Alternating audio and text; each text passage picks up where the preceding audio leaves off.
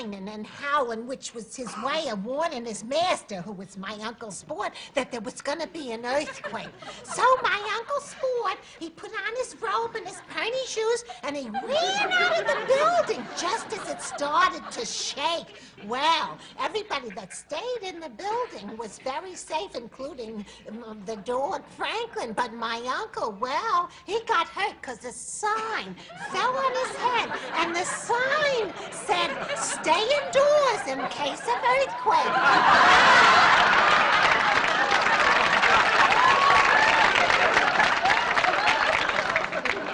Franklin the dog didn't even know how to run. You know, if you're an Ohio State fan, really, what's worse? Listening to Edith Bunker drone on and on and on and on and on as she just did in that clip, or watching Joe Bowserman try to pass. I think we can all agree Bowserman is a far worse fate. Welcome to Buckeye Preview, everybody. I am a very bitter Tyler Carey. It's been almost a week since the debacle in Lincoln, but I am still trying to get over what I saw in that second half. The Buckeyes were up, let's recap. The Buckeyes were up 27-6. They were finally able to move the ball a little bit on offense. Their defense playing lights out. Bo Pelini, the head coach of Nebraska, could not get a handle on his team's focus. And then, up 14, Braxton Miller cuts back and sprains his ankle.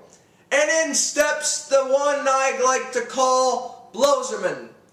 I knew at that moment that Ohio State was going to lose that game. Pretty soon, they could not move the ball. Luke Fickell decided not to call decent short plays, instead trying to throw it up top every time. The defense got tired. Hello, Nebraska wins the game. We're going to talk a little more about that, but we got to get off this. It's a rivalry game, if you can believe that. The battle for the Illibuck Trophy. Ohio State and Illinois. The Illibuck is a wooden turtle. The winner of this game gets that wooden turtle. Why? I'm going to explain in this next clip. The tradition of Illibuck began back in 1925, when then arch rivals Ohio State and Illinois began playing for a live turtle named Illibuck. The turtle was chosen for its long life expectancy, but in 1927 it escaped from an Illinois fraternity bathtub and died. Since then, 10 wooden replicas have been carved, with the scores of the most recent games posted on the back. In addition, the winner of the game does not receive Illibuck until halftime of next year's meeting. No other trophy is given away this fashion. With the emphasis on rivalries now placed on Penn State and Michigan, the Illinois rivalry has somewhat faded. However, Illibuck remains the Big Ten's second oldest trophy, behind only Michigan and Minnesota's Little Brown Jug. Overall, Ohio State has won Illibuck 58 out of 83 times, including 12 of the last 15 official meetings. Before I move on, I should note that the scores you saw at the bottom of the screen recapping last week's games are unofficially brought to you by the Twinsburg High School Marching Band. Unofficially. A little bit of free advertising there for my friends who either play an instrument or dance in the Tigerettes. Thank you, Brooke and Jamie. And now let's get to this week's keys of the game for Illinois. Now in this game, the biggest key of all is going to be the quarterback matchup. Braxton Miller for Ohio State and Nathan Shieldhouse for Illinois. We all saw it against Nebraska. Braxton Miller finally appeared to take the reins of this Buckeye team, leading them downfield on several well-sustained drives, both with his arm at times, but mostly with his feet. Only after he came out with the injury did the Buckeye offense stall. Now, he is going to play on that sprained ankle this week. How that will affect his play, especially his mobility, remains to be seen. But if he can play close to 100%, I think Ohio State's chances of victory are far more improved than they would be without him. Now on the other side, Nathan Shieldhouse for Illinois is one of the Big Ten's top up-and-coming quarterbacks. Not just in the Big Ten, but in the entire country. He's only a sophomore, He is the biggest reason why Illinois is off to their best start, 6-0, in over 50 years. He currently has a quarterback rating of over 175 and has thrown 10 touchdown passes as opposed to just 3 interceptions. While completing also 2/3 of his passes, he is built on efficiency, does not turn the ball over very much, a huge benefit when you're playing any team, especially Ohio State. Another big key, time of possession, meaning how long each team has the ball. Now, again, as I previously mentioned, the Buckeyes' defense was playing lights out last week up to a point until the offense for Ohio State started to stall when Blozerman came into the game and started screwing things up. OSU would go 3 and out, 3 and out, 3 and out on every single possession. The defense never got a rest. So what I'm saying is, the Buckeyes need to find a way to sustain their drives and hang on to the ball more than Illinois. Whoever wins the time of possession battle is going to win this game. If Illinois wins the time of possession battle, then that means that the Buckeye defense is going to be on the field more, and therefore they're going to get tired and probably going to lose because the offense also sucks. If the Buckeyes win this possession battle, then that means that they're actually sustaining drives and they're on offense, and then the offense is playing well and therefore scoring points. They proved that they had the ability to do that against Nebraska, and now they can do that against Illinois. I think they have a legitimate shot. And the third key, the Illinois defense. A very Jekyll and Hyde type of squad. They are second in the Big Ten in rush defense, but 9th in pass defense. Advantage to Braxton Miller with the arm. He already was being hampered by the injury. It could take away some of his mobility, but it might not have mattered because, as I mentioned, Illinois is very good against the run.